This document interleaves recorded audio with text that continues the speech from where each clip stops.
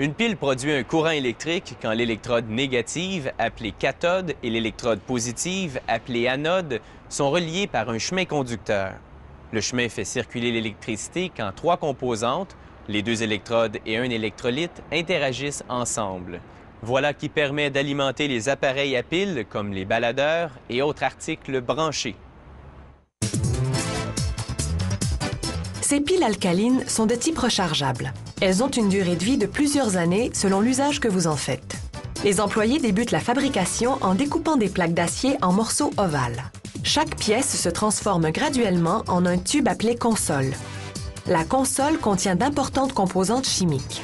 Le graphite, conducteur d'électricité, un catalyseur argenté qui réduit la pression chimique, le bioxyde de manganèse, l'élément principal à l'intérieur de la cathode, le sulfate de barium, qui agit comme agent liant des composantes de la cathode, le zinc, l'ingrédient principal de l'anode, un agent gélatineux qui aide à garder les particules de zinc en suspension et finalement, l'hydroxyde de potassium qui interagit avec les électrodes pour créer de l'électricité.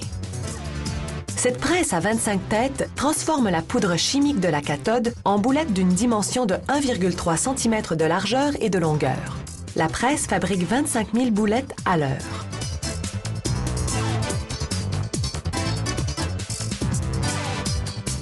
Cette machine, appelée une presse à console, insère 3 boulettes dans chaque console, en raison de leur fragilité. 3 petites boulettes se manipulent plus aisément qu'une grosse. Voici cette opération au ralenti.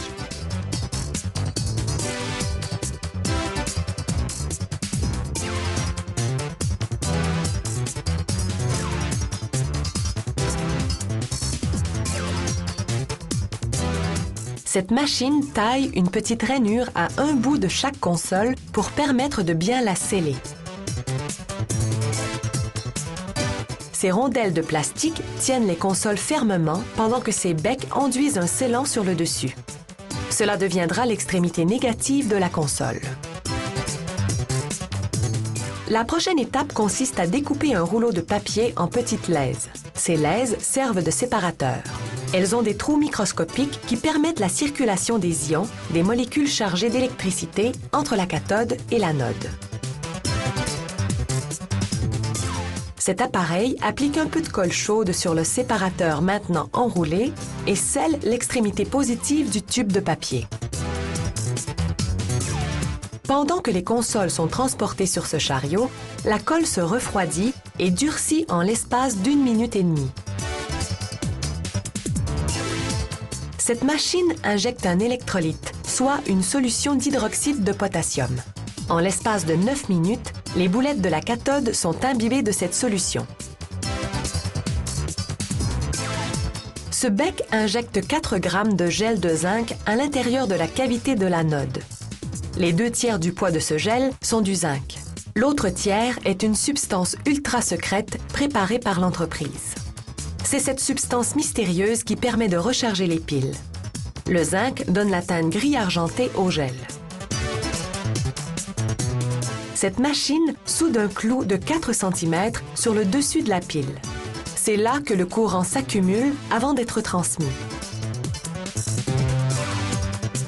Lorsque l'opération est terminée, le couvercle de la pile est retiré puis il est inséré dans la partie où circule le courant négatif.